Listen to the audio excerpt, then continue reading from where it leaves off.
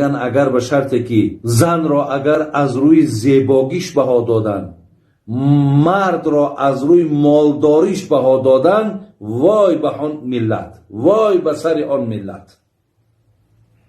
یعنی هیچگاه یعنی زیباگی برادر عزیز یا مال اینها مهم نبودن، اینها مهم نبودن.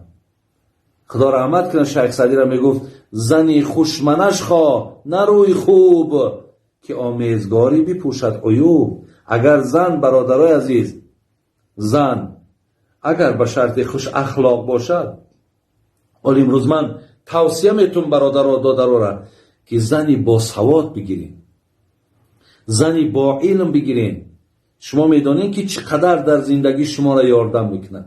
حتی همین زن اگر بی سواد باشد در زندگی تو بسیار عذاب میکشی، در زندگی بسیار مشکلات. یک طرف کار، یک طرف تامین زندگی، یک طرف دیگه با تربیت فرزندا. حتی زنی که نادان باشد، جاهل باشد، بی سواد باشد، حتی وای تربیت فرزند کردن نمیتواند. بر همین شیخ سعدی را بین خدا رحمت کند میگه زیباگیش نگاه نکن، همین دانش دارد، فهمیش دارد، و انتخاب کن. یعنی تمامی همون بگیم صورت بدروگیشه، همون علمش، همون فهمیشش، همون دانشش اون کمبودی را میپشونه. یا خدا رحمت کن شیخ سعدی را میگه نه منعم بمال از کسی بهتر است. خر گرجلی اطلس بپوشد خر است. هیچگاه میگه یک نفری را دیدین که مالدار است، یک آدمی را دیدین بیمال است، شما نگین که این آدم مالدار از این آدم بیمال افضلتر و بالاتر و بهتر است. نه، با مال با زیباگی آدم بها نمیتید.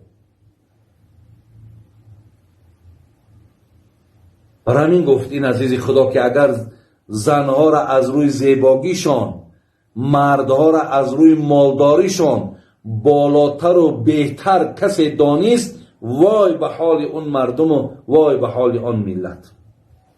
در آیت‌های قرآنم با پیامبر نازنین منم اشاره کرد. اعوذ بالله من الشیطان الرجیم در سوره مبارکه طه انا آیت 114 اعوذ بالله من الشیطان الرجیم و قل رب زدنی علما. ای محمد وقتی از من خواهی شد چیز پیدا شد، یعنی چیزی از من خواهی، الله میگه من بر تو فرمایشم این است که از من فقط علم بخواه.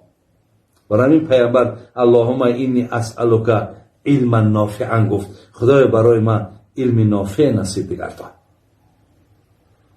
پیامبر نازنین میگه وقتی بینید که نفر دسترخوانش هیچی ندارد، وای فقیر نیست، وای کمبغل نیست، لیکن دیدین که وای علم ندارد، وای فقیر است.